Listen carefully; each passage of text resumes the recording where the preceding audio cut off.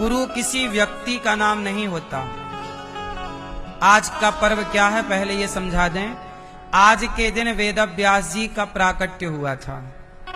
आज के दिन वेदव्यास जी जिन्होंने वेदों का विस्तार किया, 18 पुराणों की रचना की, आज वो वेदव्यास जी जिन्होंने गीता को लिखा, महाभारत को लिखा, गीता लिखने वाले वेदव्यास जी का आज हैप्पी बर्थडे टू यू है। तो उन्हीं की याद में इस तिथि को व्यास पूर्णिमा भी कहते हैं। आज के इस दिन से लोग अपने गुरु जी को याद करते हैं, क्योंकि गीता लिख तो दी वेदव्यास जी ने, पर गीता हमारे समझाएगा कौन हमें। वेदव्यास जी तो लिखते हैं, पर वही व्यास जी किसी रूप में आकर, वही भगवान किसी रूप में आकर तब अर्जुन को कृष्ण ने सुनाई थी। तो आज के अर्जुन को कौन सुनाएगा गीता, आज के अर्जुन को कौन देगा ज्ञान।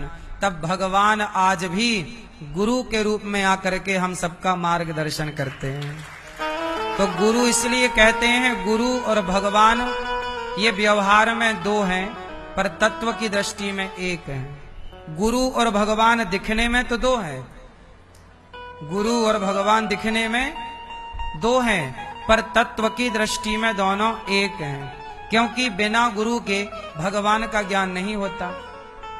इसलिए आज जानेंगे कि गुरु कौन है।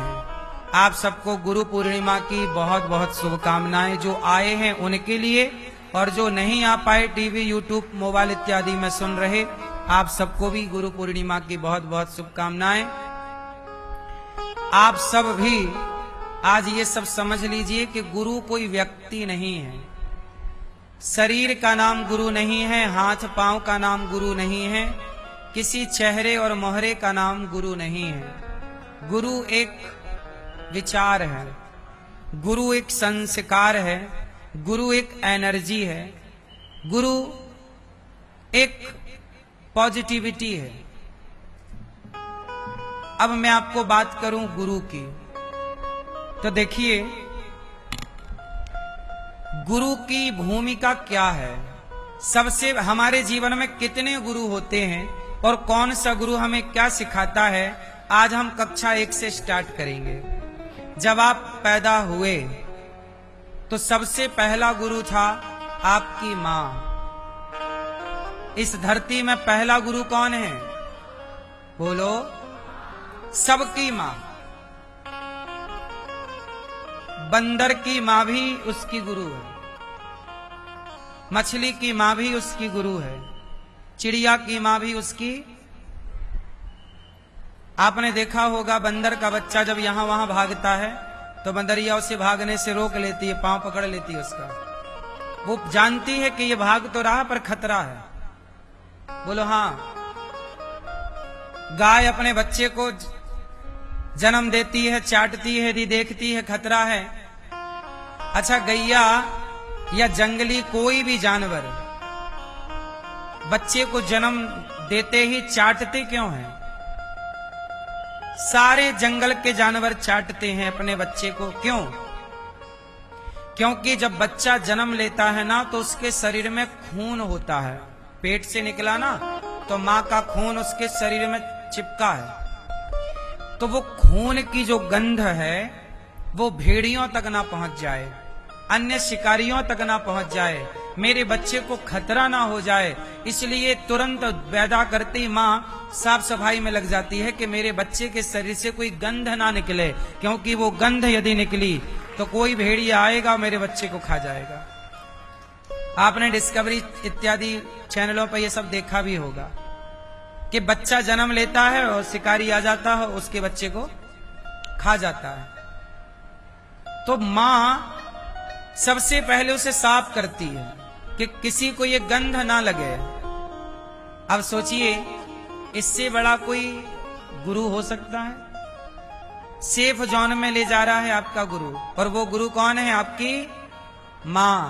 मां वो गुरु है जिसने आपको जगत में चलना सिखाया। जब हम सब पहली बार चले होंगे तो या मां का हाथ पकड़कर चले होंगे या पिता का हाथ पकड़कर चले होंगे, या उस समय दादी मां की भूमिका में रही होगी या दादा पिता की भूमिका में रहे होंगे, दादी दादा, नानी नाना। का हाथ पकड़कर, माँ का हाथ पकड़कर, माँ की उंगली पकड़कर सबसे पहले हम चले। तो जिसने हमें चलना सिखाया वो पहला गुरु है हमारी माँ। दूसरा गुरु जिसने हमें जीवन में पैसा कमा करके पेट भरना और समाज में कैसा व्यवहार करना ये सिखाया, उस गुरु का नाम होता है पिता। पहली गुरु कौन हमारी? इसलिए आज गुरु पूर्णिमा में अपनी माँ का भी पूजन करना चाहिए, अपने पिता का भी पूजन करना चाहिए, क्योंकि वो गुरु हैं, माता और पिता। पहला गुरु माँ, दूसरा गुरु पिता। तीसरा गुरु, जब हम स्कूल गए तो हमारे मास्टर जी ने हमें बताया का, खा, गा, अ, आ, इ, ई, उ, ए, ऐ, ओ, औ, अम, आहा। कक्का, किक्की, कुक्कू, के, कई, को, कौ, कम, कहा। खक्खा, खिक्खी, खुक्खो, खे, खे, खो, खो, खम, का। गग्गा, गिग्गी, गुग्गू, गे, गे, गो, गौ, गम, गहा। चच्चा, चिच्ची, चुच्चो, चे, चे, चो, चौ, चम, चहा।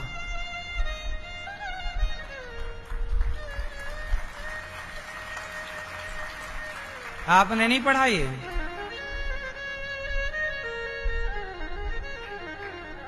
ये पढ़ाने वाले हमारे कौन हैं? सोचिए, हमने बचपन में ये पहली दूसरी में पढ़ा था। हम लोगों को ऐसे ही पढ़ाते थे मास्टर जी, कक्का, किक्की, कुक्कू, के, कई, को, कौ, कम, कहा, ऐसे याद कराते थे। खक्खा, खिक्खी, खुक्कू, खे, खई, खो, खौ, खम, खा। गग्गा, गिग्गी, गुग्गू, गे, गे, गो, गौ, गम, गहा। मात्राएं, चच्चा, चिच्ची, ये सब छोटू की मात्रा, बड़ियों की मात्रा, ओ की मात्रा, औ की मात्रा, सब कुछ आ गया इसमें। आहा भी आ गया, अम्म भी आ गया, ऊपर बिंदी और आखिरी के 2 बिंदी, अम्म, आहा। ये सब हमें जिसने पढ़ाया, ABCDEFG, 2 और 2 4 होता है, 4 और 4 8 होता है, 8 और 8, ये सब किसने बताया? गुरु। जब पहली बार हम स्कूल गए, हमें कुछ नहीं आता, काका, खा, खा, गा, गा क्या है, पर पढ़ाया सब आ गया। पहला गुरु माँ, दूसरा गुरु पिता, तीसरा गुरु स्कूल में वो जिन्होंने हमें अक्षर का बोध कराया, अंकों का बोध कराया कि ये 9 है, ये 8 है, ये 7 है, ये 6 है, ये 5 है, ये 3 है, ये 2 है, ये 0 है। 0 का मतलब क्या है, 9 का मतलब क्या है, ये भी तो पढ़ाया ना, तब ना हमने जाना, वरना हम क्या जानते कि 8 कैसे लिखते हैं। ये गुरु है। तो स्कूल में मिले जो गुरु हैं उन्हें भी प्रणाम करना चाहिए, हमें पढ़ाया है, इसलिए हम अपने उन गुरुजनों को भी याद रखते हैं जिन्होंने हमें पढ़ाया है। आज भी हमें पढ़ाने वाले हमारे सर लोग हैं, मैडम हैं, जिन्होंने हमें पढ़ाया है, और वो आज जब हमें मिलती हैं हम उन्हें प्रणाम करते हैं, और वो हमें अपने हृदय से लगाकर खूब आशीर्वाद देते हैं, चाहे मैम हो, माँ के समान, सर हो, पिता के समान, गुरु तो है ही। तो ये रिश्ते हैं, सदा के लिए हैं, भूल ना जाइएगा। तो पहला गुरु माँ, दूसरा गुरु पिता, तीसरा गुरु स्कूल के टीचर, सर इत्यादि, ठीक है। चौथा गुरु जिसने आपको बिजनेस सिखाया, व्यापार सिखाया। आप क्रिकेटर हैं तो क्रिकेट सिखाया होगा, किसी ने आपको कबड्डी खेलते हो तो कबड्डी सिखाया होगा, किसी ने बैडमिंटन खेलते हो तो किसी ने सिखाया होगा। वो आपके गुरु हैं जिन्होंने संसार में प्रवेश दिलाया और आपकी ख्याति बढ़ाने में सहयोग।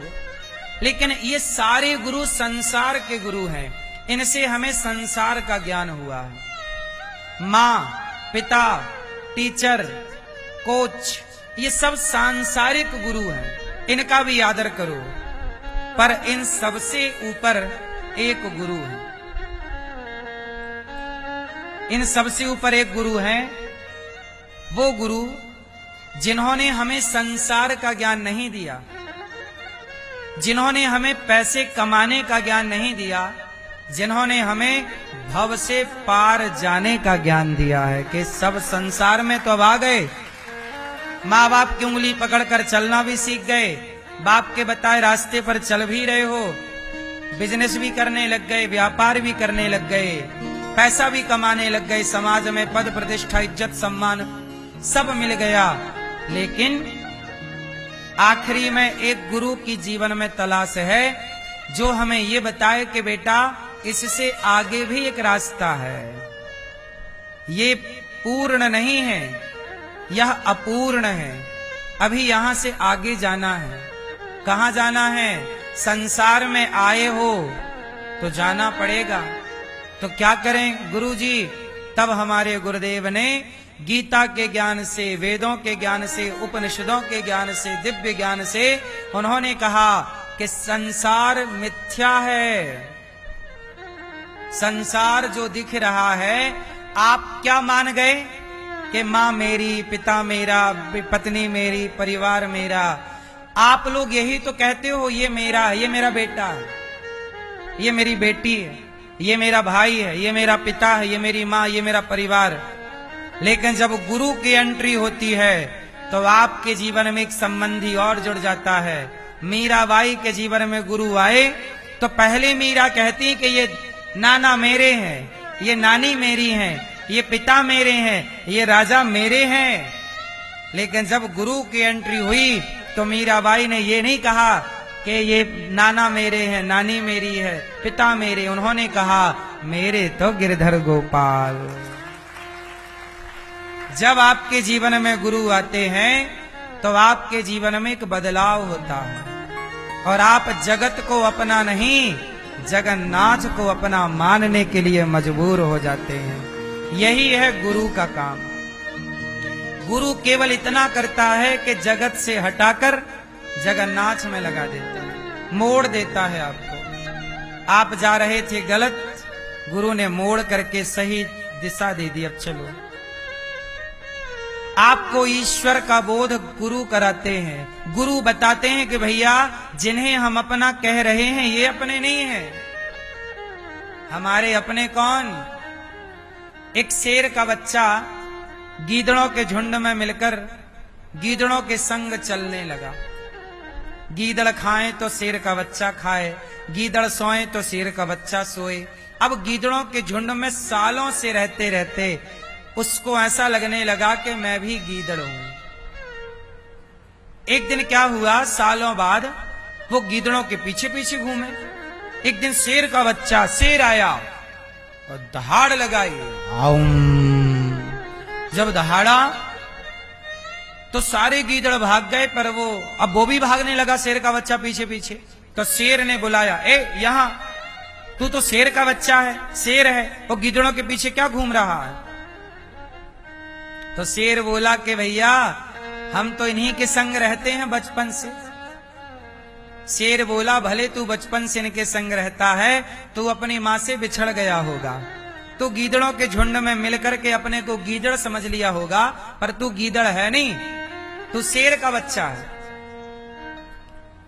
जब शेर के बच्चे ने उसे समझाया और उसकी ताकत का ज्ञान कराया, तब उसे एहसास हुआ भैया मैं तो सचमुच शेर हूं। पर गीदड़ों के झुंड में रह रह के उसने अपने को क्या समझ लिया? बस गुरु का काम यही है।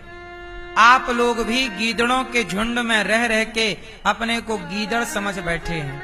आपको लगता है कि आप सामान्य मनुष्य हैं, लेकिन कोई गुरु आते हैं और आपसे कहते हैं कि तुम केवल सामान्य मनुष्य नहीं, तुम ईश्वर का अंश हो, तुम परमात्मा की संतान हो, ईश्वर अंश, तुम भगवान के हो। पर यहां रहने वालों के बीच में रहते रहते ऐसा लगने लगा कि हम इन्हीं के हैं, जबकि आप हैं किसके? बताओ, आप किसके हैं? है ना, हम भगवान के हैं, हमें शरीर भगवान ने दिया, पर संसार की भीड़ में रहते रहते हम संसार के लोगों को अपना माई बाप समझ लेते हैं। ये हमारी माई है, ये हमारा बाप है। इन्हीं रिश्तों नातों में हम उलझ जाते हैं।